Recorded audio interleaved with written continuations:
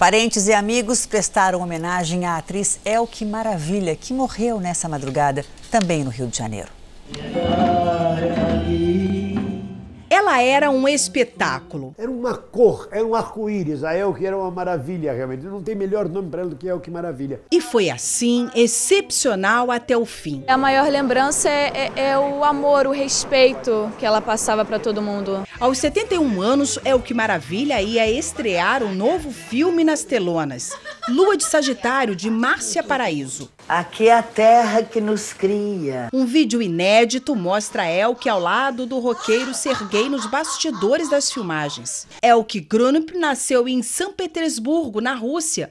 Chegou ao Brasil ainda criança e começou carreira como modelo aos 24 anos. Na TV foi jurada de programas de calouros, com suas caras, penteados e adereços, fez do exagero marca registrada e conquistou o público. Você vendeu legal teu peixe pra mim, meu amor. Como atriz, Elke participou de novelas e fez cinema. O último trabalho nos palcos foi o espetáculo Elke Canta e Conta. A atriz morreu essa madrugada. Ela operou uma úlcera e estava em coma induzido. O último pedido foi feito ao irmão. Me enterre bonita, só isso que ela falou para mim. O corpo de Elke Maravilha vai ser velado aqui no Teatro Carlos Gomes, no centro do Rio. A cerimônia vai ser aberta ao público nesta quarta-feira, às 7 da manhã, para que os fãs possam se despedir da atriz. Agora a gente vai falar sobre a versão do assalto dos atletas americanos da natação, que entrou em contradição com as imagens de câmeras de segurança da Vila Olímpica. Nas imagens, obtidas pelo jornal britânico Daily Mail, Ryan Lott, James Fagan, Gunnar Bentz e Jack Conger chegam à Vila Olímpica às 6 horas e 56 minutos. No depoimento à polícia, eles disseram que saíram de uma festa na Lagoa às 4 horas da madrugada. As cenas também mostram os americanos tranquilos. O taxista que levou o grupo ainda não foi encontrado. Eles afirmam que os bandidos armados levaram apenas o dinheiro deles. Bom, um gesto tem chamado a atenção durante a premiação nos Jogos do Rio. Atletas militares estão prestando continência depois de receber a medalha. Veja agora na reportagem da Vanessa Libório o motivo dessa reverência militar. Um atleta prestando continência no pódio? É que além de esportistas, eles são militares. Não há uma obrigação, mas muitos se sentem bem exercitando o que aprenderam nas Forças Armadas. Ele tem que se comportar de tal maneira que ele não comprometa a imagem da força. Se não fossem disciplinados, não seriam atletas de alto rendimento. Felipe Vu, prata no tiro esportivo, Rafael Silva, bronze no judô e Poliana Okimoto, bronze na maratona aquática, estão vinculados ao Exército. Os medalhistas de ouro, Thiago Braz, do salto com vara, e Rafaela Silva, do judô, são sargentos da Marinha. Arthur Zanetti, prata nas argolas, é da Aeronáutica. O programa de atletas de alto rendimento foi criado em 2008 pelo Ministério da Defesa. Foi feito um estudo que apontou o seguinte: dos 20 melhores países classificados nas Olimpíadas de Pequim, 15 tinham programas vinculados às Forças Armadas. Atualmente, cerca de 600 atletas participam do programa no Brasil. É preciso ter mais de 18 anos e passar por uma seleção rigorosa que envolve a parte física e títulos esportivos. Eles ganham o salário de um sargento, em torno de R$ 3.500, e têm todo o suporte que um atleta precisa. Valesca, medalhista de ouro de vôlei em Pequim, participa há 5 anos e só tem elogios. Ela diz que se o Brasil também investir na base, pode se tornar uma potência. O material humano nós temos. Falta sim encaminharmos essas crianças, encaminharmos as pessoas, os educadores, a fazer isso desde novos, a incentivar mesmo. Não só em época de PAN, não só em época de Olimpíada. Com tranquilidade para treinar, esses militares se tornaram vencedores e podem ir cada vez mais longe. E ele conseguiu! E um ciclista do Kosovo foi atropelado quando treinava na via mais movimentada da Barra da Tijuca, na zona oeste do Rio de Janeiro. O atleta foi atendido pelos bombeiros, levado para o hospital e tem o quadro clínico estável. Kendrin Guri disputou a prova de ciclismo de estrada, mas não completou o percurso. A notícia do atropelamento teve repercussão internacional.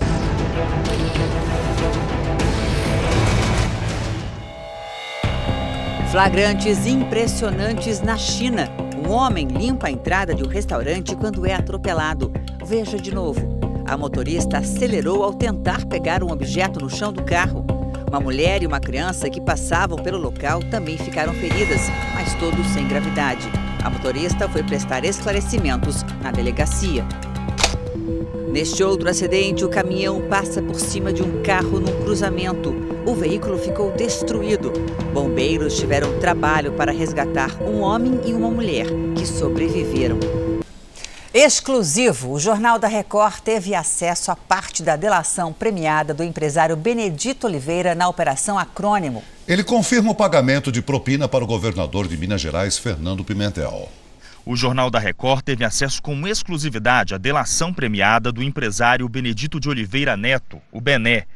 Ele contou que entre o final de 2012 e início de 2013, Eduardo Serrano, então chefe de gabinete de Pimentel no Ministério do Desenvolvimento, o informou que a empresa OAS iria ajudar financeiramente na campanha eleitoral ao governo de Minas Gerais. Que o próprio Pimentel explicou a ele que havia intermediado o interesse da OAS na construção de um gasoduto no Uruguai e que, em troca, a empresa o ajudaria com 3 milhões de reais.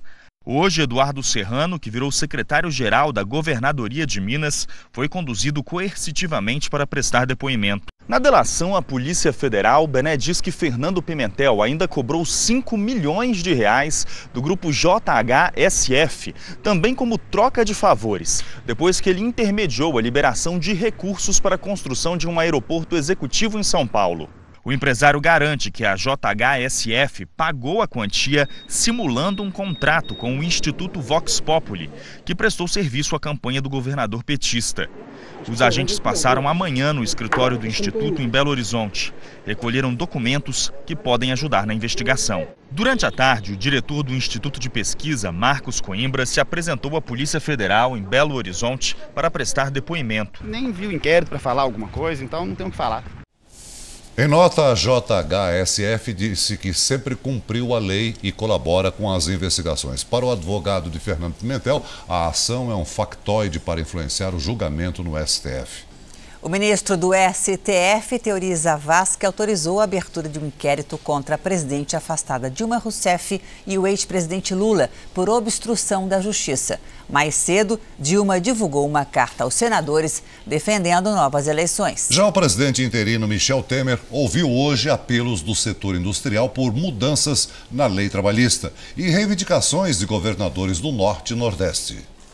No segundo encontro no Planalto, os industriais alertaram o presidente Temer para o impacto negativo da queda do dólar sobre as exportações e pediram pressa nas mudanças das leis trabalhistas. Já estão no Congresso. É preciso que isso avance mais rapidamente. Já governadores do Norte, Nordeste e Centro-Oeste pediram ao presidente do Senado ajuda para rever os termos do acordo de renegociação da dívida dos estados. Após o encontro, 13 deles estiveram à tarde com Temer. Alegam que quem não tem dívida não foi favorecido pelo acerto e querem novas vantagens. A tomada de empréstimos nesse momento contribuiria para que os estados pudessem recuperar sua capacidade de investimentos, retomasse o emprego, a geração de renda e movimentasse a economia local. Há 10 dias da votação final do impeachment no Senado, a presidente afastada Dilma Rousseff divulgou hoje uma carta aos senadores e ao povo brasileiro. Ela sustenta que não cometeu crime e defende uma consulta popular para que seja feita uma nova eleição. Darei meu apoio irrestrito à convocação de um plebiscito, com o objetivo de consultar a população sobre a realização antecipada de eleições. O presidente do Senado rejeita a ideia. Nós estamos vivendo um momento dramático da vida nacional e qualquer solução fora da Constituição pode deteriorar ainda mais. Agora à noite, o ministro Teori Zavascki, relator da Lava Jato no Supremo, determinou a abertura de inquérito contra Dilma, Lula e 2 ex-ministros. A investigação, pedida pelo Procurador-Geral da República, pretende apurar se houve obstrução da Justiça quando Dilma tentou nomear Lula ministro, supostamente para evitar a prisão do ex-presidente. Depois de meses demitindo e cortando gastos, uma pesquisa apontou que as micro e pequenas indústrias têm uma expectativa de crescimento de 50%. Empresários já começam a acreditar que podem fechar o ano com resultados surpreendentes.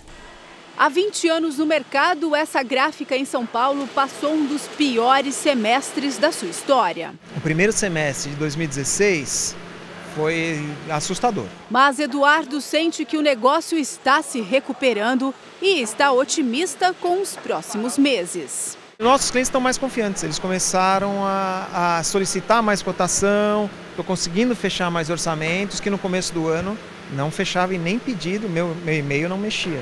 Essa melhora foi comprovada em um estudo feito pelo Sindicato da Micro e Pequena Indústria, que revelou a retomada das vendas. Essa expectativa em junho estava em 36 pontos percentuais e agora em julho 50% dos micro e pequenos acham que a vida dele vai melhorar, porque a gente está falando da vida da empresa dele.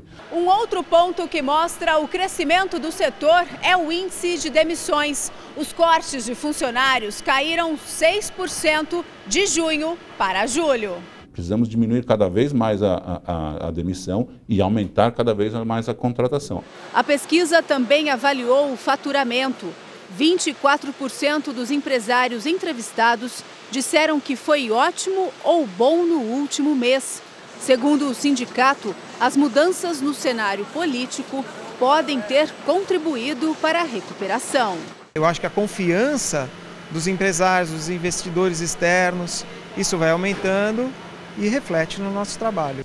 O governo americano anunciou a maior transferência de presos de Guantánamo. 15 pessoas entre iemenitas e afegãos foram levadas para os Emirados Árabes. Elas ficaram presas por 14 anos sem julgamento. O fechamento de Guantánamo é uma promessa do presidente Barack Obama. Agora restam 61 detentos na prisão. Bem, você vai ver agora a história de um crime sem respostas. Pelo menos por enquanto. Uma família cansada de esperar pela investigação da polícia foi em busca de provas e conseguiu. Veja na reportagem de Fábio Menegatti. Na rodovia que liga São Paulo a Belo Horizonte, um ciclista trafega pelo acostamento. O trecho é uma subida. Devagar, ele empurra a bicicleta. Agora veja o que faz este carro preto. O motorista dirige pela faixa da direita e, de repente, entra no acostamento, bate em cheio no ciclista. O homem é arremessado num matagal. O motorista não para e segue como se nada tivesse acontecido. Em menos de 10 minutos, socorristas chegam ao local. A equipe tenta reanimar a vítima, mas nada adianta. O ciclista não resiste.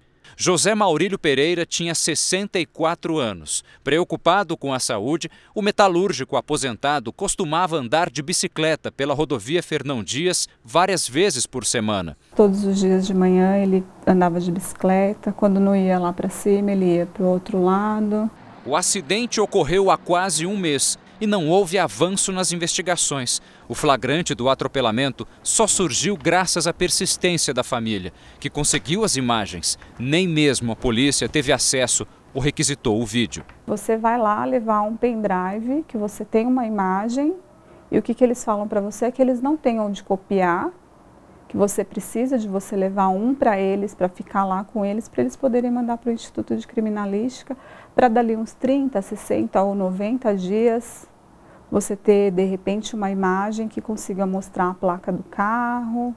Até assistir as imagens do que aconteceu exatamente neste ponto da rodovia, a família não tinha noção do que provocou a morte do aposentado. Pelos ferimentos, chegaram a pensar que ele havia sido espancado. Só agora é que tiveram a certeza de que foi um atropelamento, seguido de omissão de socorro. A espera por uma resposta é o que resta para quem perdeu o pai de uma maneira tão brutal. Uma pessoa que faz isso e foge, eu não sei nem falar o que é, sabe? Para mim, é uma pessoa que não tem família, sabe? Que não tem ninguém. Em nota, a Secretaria da Segurança de São Paulo informou que a Polícia Civil trabalha para identificar câmeras de segurança e aguarda laudos da perícia. Mas como vimos, a família tem as imagens e já sabe o que aconteceu. Veja agora a previsão do tempo para essa quarta-feira. Temporais atingem o sul do Brasil nesta quarta-feira. Uma frente fria e uma área de baixa pressão atmosférica provocam chuva, ventania e risco de granizo do interior gaúcho ao Paraná. Chove forte também na região norte e pancadas isoladas atingem parte do sudeste e do centro-oeste. À tarde, a máxima é de apenas 18 graus em Porto Alegre, já em Palmas, calorão com 38 graus. Em Brasília, pode chover e a qualidade do ar melhora. A máxima é de 30 graus. Em Campo Grande, faz 34. Em Natal, 30. No Rio de Janeiro, chove fraco e faz calor, com 36 graus. Morreu hoje, aos 100 anos, o ex-presidente da FIFA, João Havelange. Ele estava internado desde o mês passado com pneumonia. Ex-atletas, dirigentes, amigos e parentes prestaram a última homenagem a João Havelange. João Havelange é o maior dirigente da história do esporte do mundo, ele que transformou o futebol na paixão popular no mundo inteiro, em 5 continentes. O ex-presidente da FIFA morreu aos 100 anos. Ele estava internado desde o mês passado por causa de uma pneumonia. O presidente em exercício, Michel Temer, divulgou nota lamentando a morte de Havelange e destacando a importância dele no futebol. O chefe da missão brasileira na Rio 2016 ressaltou o trabalho de Havelange para que o Brasil organizasse os Jogos. Foi uma das pessoas que trabalhou desde o início pela candidatura, inclusive ele dando boas-vindas a todos os países do mundo que quando viesse ao Brasil, quando ele completasse os seus 100 anos, que é exatamente agora, nesse ano. A CBF decretou luta oficial de 7 dias, bandeiras a meio mastro e minuto de silêncio nos jogos.